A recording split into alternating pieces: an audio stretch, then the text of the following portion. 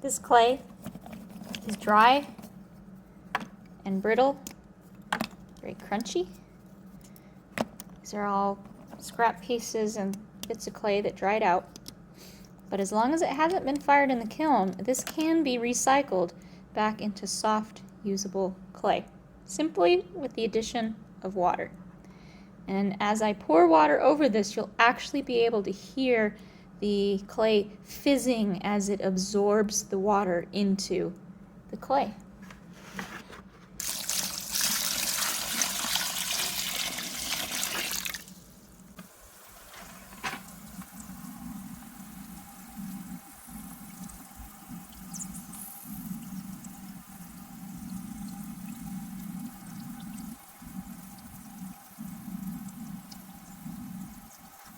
You should be able to hear that fizzing as the water is absorbing into all these chunks.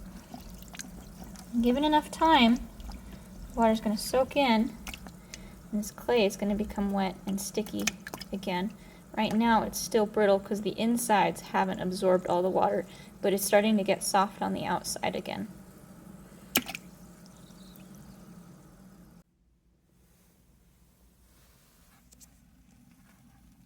This was bone dry clay, and it has been sitting overnight in water.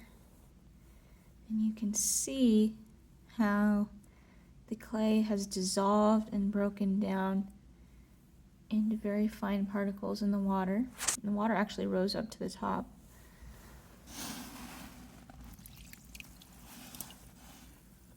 And so now it's soft, wet clay.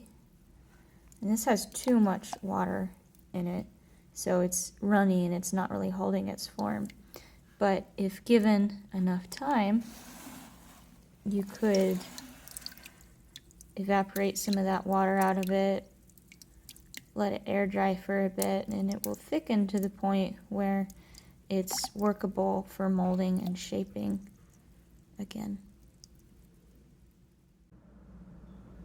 I skimmed off the excess water, and 24 hours later, you can see the clay is starting to thicken up a little bit. It's still going to be very muddy and sloppy, but the more time that passes, the more that remaining water is going to evaporate, and the clay will reach a more ideal consistency. It's probably been like a week since I last filmed this. You can see the water's been evaporating, so now the clay is starting to have a little bit of body to it, and its thickness can shape it, it holds its form. But it's still very soft, very sticky, clings to my fingertips. But we're just about to the point where you could make things out of it.